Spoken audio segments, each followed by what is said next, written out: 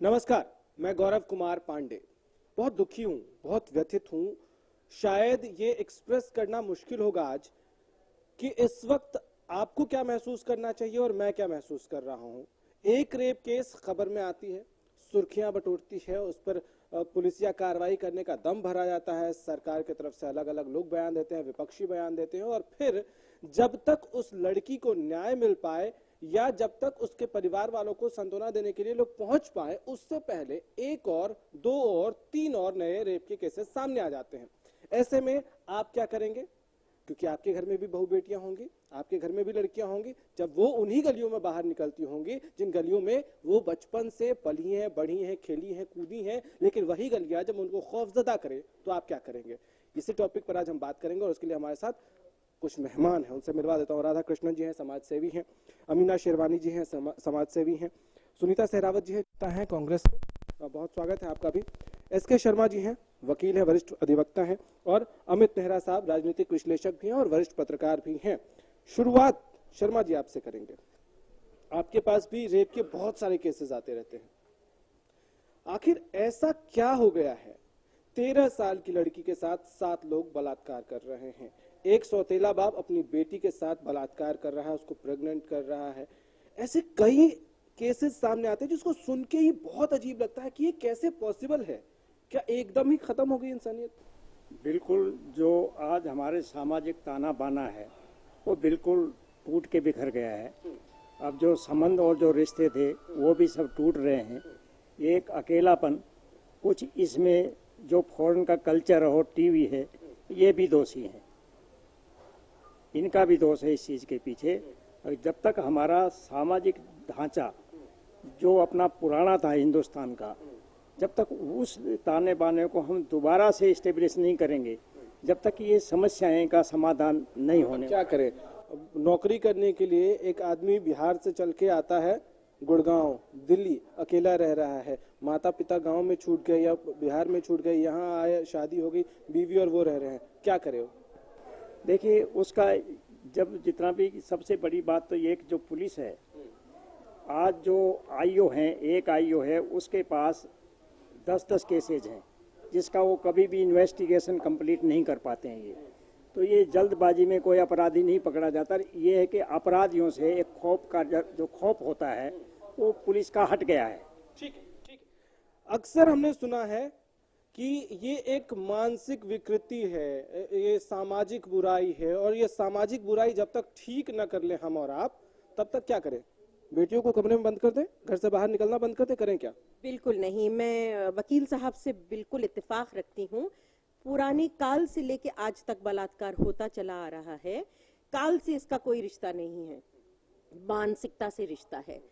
पुरुष प्रधान समाज में पुरुष ने बच्चों को, औरतों को और प्रकृति को बांदी समझ रखा है।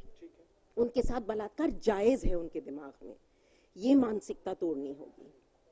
तो ये मानसिकता जब टूटेगी, वो वक्त आएगा, वो कैसे होगा? कैसे होगा? ये से आज हथौड़े बजा के तुरंत एक्शन लेकर, जब हमारा बेटा पहली सीटी बजाए किसी लड़की के ऊपर, तब माओं को और बहनों को, अपने बेटों को और भाइयों को पुलिस के हवाले करना चाहिए। 6 महीने की सजा भुगतें। जब वो किसी लड़की का पीछा करें, स्टॉकिंग करें, माओं को और बहनों को उस बेटे के, क्योंकि हमें बेटों को भी बचाना है। अगर हमारी बेटी का बलात्कार हो रहा है, हमारा कोई बेटा कर रहा है, वो बेटा भी जेल जाएगा, उस बेटे को भी फांसी होगी। तो बेटों को और बेटियों को, दोनों को बचाने के लिए पहले अपराध पर सजा मिलनी चाहिए। सेक्स एजुकेशन, आपको लगता है उस पर और ज्यादा बात करने की जरूरत है इस वक्त हिंदुस्तान में?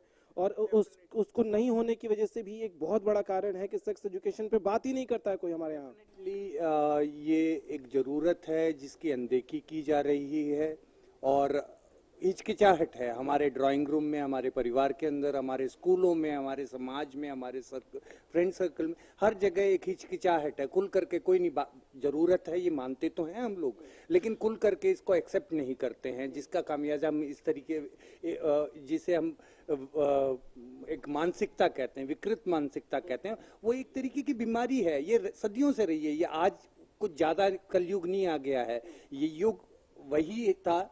आज विजिबिलिटी ज्यादा हो गई है। एक केस होता है तो हम यहाँ पे होता है तो चेन्नई तक सुनते हैं, कर्नाटक में होता है तो हम जम्मू तक सुनते हैं, तो विजिबिलिटी ज्यादा हो गई है। तो हमें ऐसा लगता है अच्छा पुलिसिंग सिस्टम जरा बढ़िया हो गया है। पहले एफआईआर करने में हिचकिचाते थे, मना कर देते थे, वो अपना रिकॉर्ड स्टैटिस्टिक्स मेंटेन करना चाहते थे। अब पुलिसिंग आप कह रहे हैं, मुझे लगता है पुलिसिंग सिर्फ केस दर्ज करने तक में बेहतर हो गई है, हो गया है। बहुत बड़ा स्टेप है। पहले तो दर्ज नहीं होते थे, लड़की को बेआबरू करके थाने वाले भेज देते थे कि तुझे शर्म नहीं है जो ऐसी बात तू हमें आके बता रही है। अब पुलिस केस दर्ज करने लगी है, लड़कियों की हिचक भी टूट गई है, इसलिए लड़कियों को तो न्याय मिल जाएगा। मैं चिंतित हूँ बच्चों के लिए। हमारे लड़के और लड़कियां 1 out of 3 children in India is sexually molested and abused, यानी एक में से तीन में से एक बच्चा, उसमें लड़के भी शामिल हैं। हमारे लड़कों के साथ भी बचपन में बलात्कार हो रहे हैं। एनसीआरबी के आंकड़े भी यही कहते हैं कि ज्यादातर यही लड़के आगे बन के गैंग रेपिस्ट बनने, क्योंकि जो क्रूरटी नजर आ रही है, जो क्रूरता बच्चा जो महसूस करेगा, जो खुद झेलेगा, वही वो औरों को भी झिलवाना चाहेगा। तो लड़के बच्चों के बचपन को और लड़की बच्चियों के बचपन को सुरक्षित रखने की नहीं, और उसके लिए बहुत बड़ा क्रैश सिस्टम हमको शुरू करना है। कैमरा लगे हुए क्रैश होने चाहिए, बच्चे फुली मॉनिटर्ड। गरीब माँ बाप नौकरी पे जाते हैं, बच्चे सड़कों पे डोल रहे होते हैं, उन्हीं बच्चों के साथ बलात्कार हो रहा है। अमीर लोग अपने घर से जाते हैं, पीठ पीछे उनके बच्चों के साथ हो रहा है। बच्चों की मॉनिटरिंग और केयर लड़के लड़कियों दोनों की अति आवश्यक है, बहुत जरूरी है। मैडम एक बात बताइए, आप पॉलिटिक्स में भी हैं, आप महिला भी हैं, क्या आपको नहीं लगता है कि हम एक ऐसे वक्त में पहुंच गए हैं, एक ऐसे युग में पहुंच गए हैं, या हम ऐसी सिचुएशन में हैं जहां आपको नहीं पता, आप घर से निकल रहे हैं, हमारे घर की बेटी, हमारे घर की बहू, हमारे घर की माँ बहन घर से बाहर निकल रही, तो कोई गारंटी नहीं ले सकता है वो वापस लौटेंगी तो उनके साथ रास्ते में छेड़छाड़ नहीं होगी। बिल्कुल बड़े दुख की बात है कि आए दिन केस बढ़ते ही जा रहे। जितनी जागरूकता हमारे समाज में, हम कह रहे हैं कि हम अवेयरनेस है, हमारे अवेयरनेस कैंप लग रहे हैं, पर जितनी जागरूकता बढ़ती जा रही है उतनी ही मानसिकता भी हमारे बच्चों की खराब होती जा रही है। क्या करें, कैसे सॉल्व होगा? देखिए ऐसा है कि मानसिकता हमें कहाँ से, मानसिकता हमें अपने घर से शुरू करनी पड़ेगी, अपने बच्चों। कौन करेगा ये? कौन? हम सब कहते हैं, हमने बार बार सुना है, स्कूलों में करनी पड़ेगी, कैंप लगाने पड़ेंगे। ये करेगा कौन? ये करेगा हम पूरा समाज करेगा। ये कब करेगा? वो मुहूर्त कब आएगा?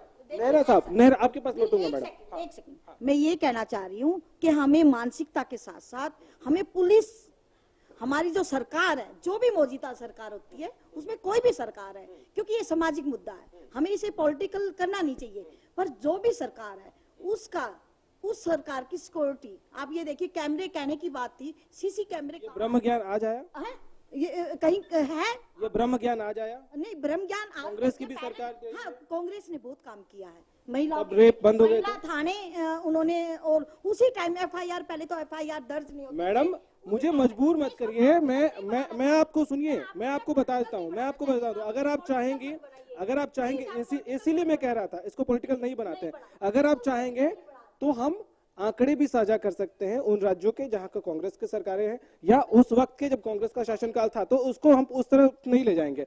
नेहरा साहब मुझे एक बात बताइए, एक के बाद एक रेप केसेस, और खासकर हरियाणा की अगर हम बात करें, हम गैंग रेप में नंबर 1 है, नंबर 1 हरियाणा में, एक और जुड़ गया गैंग रेप में भी नंबर 1। क्या करें, कहाँ गलती है? देखिए आंकड़ों पे इतना ज्यादा भरोसा नहीं किया जाना चाहिए। सभी को पता है कि मुकदमे कैसे दर्ज होते हैं, पुलिस किस तरह दर्ज करती है, और कुछ व्यक्ति दर्ज कराने पहुंचते हैं, कुछ नहीं भी पहुंचते हैं। तो उसमें देखिए एक तो एक माइंडसेट है, एक मनोवृत्ति है रेप करना, और अगर उसकी व्याख्या में जाएंगे तो बहुत लंबा हो जाएगा। देखिए कई तरह की चीजें हैं, मोटी मोटी आप समझिए, 2 महीने की बच्ची के साथ रेप, उसको आप क्या कहेंगे? और वैवाहिक रेप भी है, और जो विवाहित अपनी पत्नी के साथ उसकी इच्छा के बिना संबंध बनाता है, तो वो भी एक रेप की श्रेणी में आता है। और एक ट्रेंड आपने देखा होगा कि 8 साल तक शादी का झांसा देकर रेप करता रहा। तो ये कई तरह की चीजें हैं। तो मोटा मोटी ये है कि जो कम से कम बच्चे हैं उनके साथ रेप हो रहा है, वो तो कम से कम आप देखिए जघन्य से भी जघन्य अपराध है वो। और दूसरी बात है, आप आ जाइए, ठीक है पुलिस ने अपना काम कर दिया, एफआईआर दर्ज कर दी, लेकिन उसके बाद क्या है कि कोर्ट में केस चलेगा। हमारी जो न्यायिक व्यवस्था है उसमें भी सुधार करने की जरूरत है। फास्ट ट्रैक कोर्ट एक बार चली थी, लेकिन वो धीरे धीरे सारी फास्ट ट्रैक कोर्ट बंद होती जा रही हैं।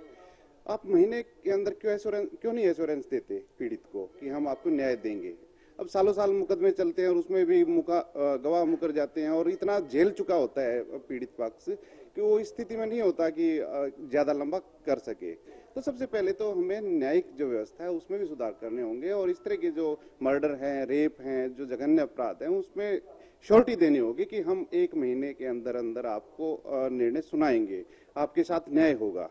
और सबसे बड़ी बात, अभी जो बात चली थी कि पॉलिटिकल रंग देना नहीं चाहिए, नहीं देना चाहिए, क्या है, तो मैं एक छोटी सी बात पूछूंगा। दिल्ली में एक कांड हुआ था जिसकी चर्चा देश में नहीं विदेश में भी गूंजी थी। हुआ था वो रेप ही था और आखिरी में जो पीड़ित थी वो मर गई थी। उसके बाद क्या हुआ कि सरकार ने उनको एक फ्लैट दिया पीड़ित परिवार को। तो ये पॉलिसी हर जो पीड़ित है उसके साथ क्यों नहीं अपनाई गई? अब कल जो 3-4 दिन पहले हरियाणा में गैंग रेप करके मारी गई है महिला, उसको भी आपको फ्लैट देना चाहिए। एक पॉलिसी यूनिफॉर्म तो हो कम से कम। तो देखिए, कल भी एक 13 साल की लड़की के साथ ये देखिए चीजें पॉलिटिकल कौन करता है, तो उस पार्टी को जवाब देना चाहिए कि क्या उन्होंने सभी जो रेप विक्टिम थे उनको फ्लैट, क्या कोई ऐसा रूल बना के उन्होंने यूनिफॉर्मिटी लाई कि नहीं? सर, बात हो रही है कि भाई हमारे जो जुडिशियल सिस्टम है ऐसे मामलों में और स्ट्रांग क्या हो सकता है, क्या उसको और तेजी उसमें लाई जा सकती है? देखिए, इसकी फर्स्ट स्टेज होती है इन्वेस्टिगेशन की। पुलिस इन्वेस्टिगेशन करती है इस केस में, और इन्वेस्टिगेशन करके पहले अक्यूज को पकड़ना होता है। अक्यूज को पकड़ने के बाद कोर्ट में पेश होते हैं। उसके बाद ये हीनियस क्राइम है, 90 डेज में इनको चालान देना होता है। तो फर्स्ट जो स्टेप है कि पुलिस अपना चालान 10-15 दिन में दे, या जितना भी देगा जल्दी वहाँ फास्ट ट्रैक में जाएगा। आजकल हर जगह फास्ट ट्रैक कोर्ट बनी हुई है, हर डिस्ट्रिक्ट में, हरियाणा में कम से कम। और वहाँ पर फिर गवाह की लिस्ट होती है लंबी, जिसमें डॉक्टर्स होते हैं। पुलिस को भी टाइम बाउंड करना पड़ेगा? टाइम को नहीं, टाइम बाउंड है वो। ऑलरेडी जो सीआरपीसी में जो प्रोविजन है चालान देने का 90 डेज है वो। तो 90 डेज में या तो उसकी सीमा, फिर ये केस इतने लंबे लंबे अरसे तक कैसे चलता है? 5 साल 6 साल? नहीं, अब ऐसा नहीं हो रहा है। अब ये जो रेप केसेज हैं बहुत जल्दी डिसाइड हो रहे हैं। ये तो आप जैसे कि यहाँ पर डिसीजन हो गया, उसके बाद वो फिर हाई कोर्ट में अपील में चले जाते हैं, सुप्रीम कोर्ट में चले जाते हैं। वो अलग अलग कोर्ट का अलग अलग टाइम लग जाता है। जो नीचे कोर्ट हैं उनका आजकल 6 महीने में, 8 महीने में फैसला आ जाता है। ठीक है, एक छोटा सा ब्रेक हमें यहाँ लेना होगा। ब्रेक से जब लौटेंगे तो इसके कुछ और पक्ष हैं, कुछ और पहलू हैं जिन पर हमें बात करनी होगी और समझना होगा कि बार बार एक के बाद एक रेप क्यों और कैसे रोके जा सकते हैं। छोटा सा ब्रेक।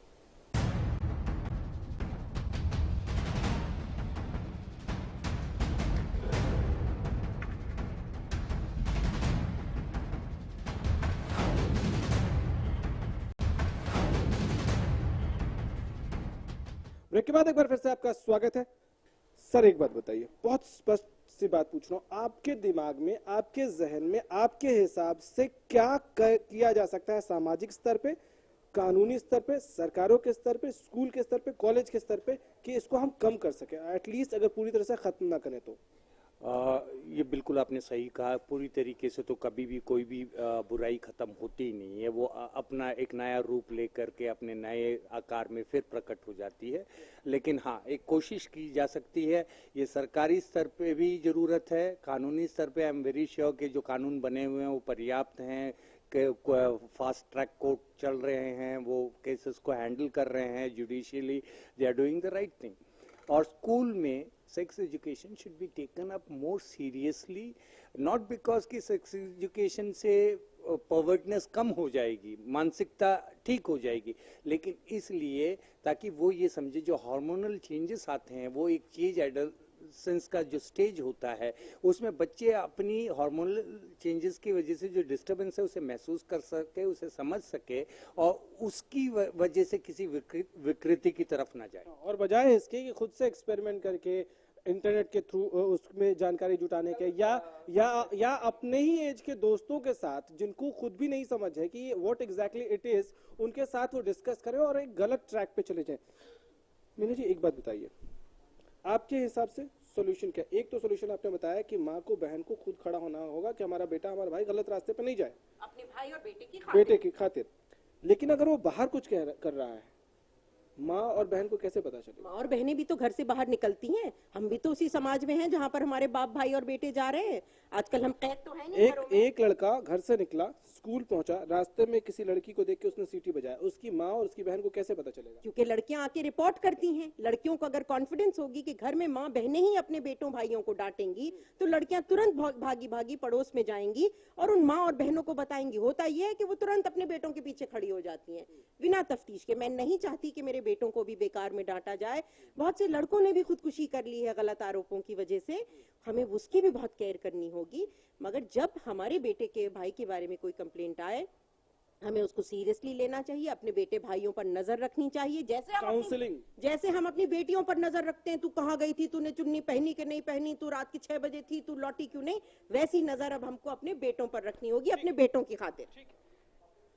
क्या ये घर में भी होना चाहिए कि आप अपने बेटों को, अपने घर के जो भी मेल मेंबर्स हो, उनको आप इसके बारे में बात करें कि आप किसी लड़की को देखते हैं तो आपके थॉट्स प्रोसेस में क्या चीजें आती हैं? जब आप किसी लड़की के बारे में इमेजिन करते हैं तो आपके थॉट प्रोसेस में क्या नेगेटिव क्या पॉजिटिव चीजें आते हैं? जब आप पॉलिटिशियंस को सुनते होंगे कई बार, वहाँ ऐसे कई बयान हैं कि लड़कों से गलती हो जाती है। आपने कई बार सुना होगा कि शॉर्ट स्कर्ट पहन लिया इसलिए रेप हो जाता है। आपने कई बार सुना होगा जीन्स पहनती है इसलिए रेप हो जाता है। 2 महीने की, 2 साल की बच्चियों ने ऐसा कौन सा स्कर्ट पहन लिया और ऐसा कौन सा जीन्स पहन लिया जिससे उनके रेप करने के लिए कोई मजबूर हो गया, कोई टेम्प्ट हो गया? क्या होता है वो? देखिए ऐसा है गौरव जी, इस बात से मैं बिल्कुल इत्तेफाक, बहुत ही गलत है। जिन्होंने भी, हमें पता है कि जिन्होंने हमारे यहाँ भी एक बारी मुख्यमंत्री, अपने सीएम साहब ने, मुख्यमंत्री जी ने ये कहा कि रेप की जैसी घटनाएं होती रहती हैं। ये कुछ पिछले साल की बात है। तो ये अपने यूपी के भी मुलायम सिंह जी ने भी कहा था। तो हमें सभी पॉलिटिशियनों को ऐसी भाषा नहीं बोलनी, और वो हर पॉलिटिकल पार्टी में है, और वो हर पॉलिटिकल पार्टी में है और नहीं बोलना चाहिए। ये किसी भी पार्टी के लिए मैं ये नहीं कह रही कि उसमें नहीं है, उसमें नहीं है, सब में कोई ना कोई महिलाओं के लिए कुछ ना कुछ छोड़ ही देता है।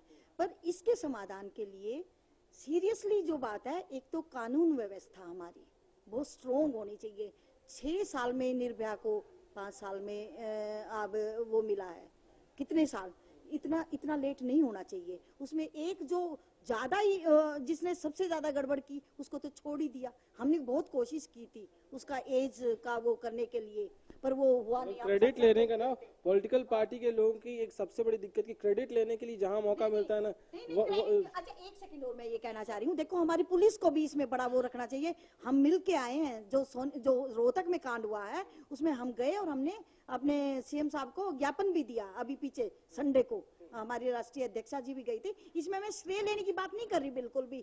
आप ये देखिए, जब तक उसके घर में सोनीपत में, ये मैं बिल्कुल एकदम सच बता रही हूँ आपको, कोई नहीं गया था सरकार की तरफ से। एक आदमी भी, जब ये पता चला रात को एसपी साहब को, मैं ऐसे कितने उदाहरण दूं कि आपके कौन कौन से राज्यों में सरकारें हैं और वहां रेप की कितने विक्टिम्स हैं जहां आपकी सरकार से कोई नहीं जाता है। देखिए ऐसा है कि मैं अपनी सरकार की भी कह रही हूँ कि अगर हमारी सरकार ऐसे करती है वो भी गलत है। मैं आपको दूसरी सरकार की नहीं कह रही हूँ, अपनी की। पर आप एक मेरी बात जरूर सुननी पड़ेगी आपको कि उसकी माँ रो रो के ये कह रही थी कि 2 महीने पहले हमने शिकायत कर दी थी, पुलिस ने इसका पे एक्शन नहीं लिया। 2 महीने पहले एकदम सही अगर 2 महीने पहले पुलिस एक्शन ले लेती तो कहती मेरी बेटी, मेरी बच्ची। एकदम सही पॉइंट है नेहरा साहब। ये क्या, कौन सा फेलियर कहें इसको? हम कानून व्यवस्था का फेलियर कहें, इंसानियत की फेलियर कहें, संवेदनशीलता का फेलियर कहे क्या? एक तरफ सरकार कहती है, पॉलिटिकल पार्टी के लोग कहते हैं कि हम बेटी बचाएंगे, बेटी पढ़ाएंगे, हम पुलिसिंग को लेकर बहुत संवेदनशील है। दूसरी तरफ कंप्लेन के बावजूद एक्शन नहीं। देखिए गौरव, मैं तो ये कहूंगा कि ये सोशियो पॉलिटिकल और इकोनॉमिकल इश्यू है, रेप, और रेप की सजा दिलवाना। कई चीजें हैं, आप इसको एक चश्मे से नहीं देख सकते, आपको अलग अलग चश्मे पहनने पड़ेंगे। पहली बात तो जो अभी निकल के आई है कि पॉलिटिकल जो पार्टियां हैं, पॉलिटिकल लीडर हैं, बयान एक अलग बात है, बयान दे दिया उसका इम्पैक्ट नहीं पड़ता। इम्पैक्ट पड़ता है उनके प्रेशर का कि किस एफआईआर को दर्ज होना है और किस को दर्ज नहीं होना। इसके पीछे पॉलिटिकल हाथ है या नहीं है, ऊपर से फोन आया नहीं आया कि आपको दर्ज करनी है या नहीं करनी है, ये प्रथा बंद होनी चाहिए, पहली बात। और पॉलिटिकल हो गया, सोशल इशू भी हैं कि कोई जो माँ है, बेटी है, इज्जत की वजह से अपने आगे नहीं आती, उनको आगे आना चाहिए। और तीसरा जो इकोनॉमिकल इशू है वो एक बहुत इस पे सोचने की जरूरत है, क्योंकि परसों इंडियन एक्सप्रेस आपने पढ़ी हो तो उसमें एक बहुत बड़ी रिपोर्ट छपी है और जिसको पढ़ने से रोंगटे खड़े हो जाते हैं आदमी के। तो वो रिपोर्ट है, रोहतक में एक रेप हुआ था, एक फादर पिता अपनी सौतेली बेटी के साथ रेप कर रहा था, उसकी बाकायदा एफआईआर हुई और उसको गिरफ्तार किया गया। लेकिन जब रिपोर्टर ने पीड़ित की मां का इंटरव्यू किया, वो इंटरव्यू छपा है पूरा, तो उसने ये कहा है कि मेरे पति को छोड़ दिया जाए। वजह क्या बताई उन्होंने कि अगर ये जेल में चला जाएगा तो हमारा गुजर बसर कैसे होगा। तो ये इकोनॉमिकल इशू भी है। आज हम एयर कंडीशन में बैठे यहाँ पे बात कर रहे हैं, लेकिन हमें चिंता करनी है उनकी 70-80% जो लोग गरीबी रेखा से नीचे रह रहे हैं, तो उनकी मजबूरियां हैं कि वो चाह के भी सजा नहीं दिलवा पाते। तो इन सभी चीजों को ध्यान में रखना होगा, तभी हम कल्पना कर पाएंगे कि एक सभ्य समाज में रहें। ठीक है, हम कल्पना करें कि हम सभ्य समाज बनाएं, हम कल्पना करें कि हम एक ऐसा समाज बनाएं जहां हमारी बेटियां सुरक्षित हों, महफूज महसूस कर सकें और वो बेधड़क होके बेखौफ होके घर से बाहर निकले तो सर ऊंचा करके ये सोच के कि वो कहीं भी जाए वो सुरक्षित है। ये समाज कैसे बनेगा? जब तक एक एग्जाम्पल और मैं आपके साथ इस वक्त शेयर करना चाहूंगा। एक बेटी जिसका रेप हुआ, एक बेटी जो प्रेग्नेंट हो गई, उसने एक बच्चे को जन्म दिया, उसके अपने घर वाले उसको एक्सेप्ट करने के लिए तैयार नहीं है, उस बच्चे को एक्सेप्ट करने के लिए तैयार नहीं है। एक सबसे बड़ा सवाल ये कि जो रेप की विक्टिम है, जो पीड़िता है, क्या वो दोषी है? अगर नहीं है तो हमारा समाज क्यों उसको दोषी की नजर से देखता है? हमारा समाज क्यों उसकी गलती की नजर से देखता है? बड़ा सवाल, और इस पर सोचना होगा हम सबको, तब जाकर शायद हम उस दिशा में थोड़ा आगे बढ़ सके जहां हम रेप जैसे घिनौने अपराध को कम करने की कोशिश कर सके। बहुत मुश्किल है, लेकिन आपको जागना होगा, हमको जागना होगा, हम सबको मिलकर जागना होगा, तब इस दिशा में हम और आप आगे बढ़ पाएंगे। फिलहाल इतना ही, नमस्कार।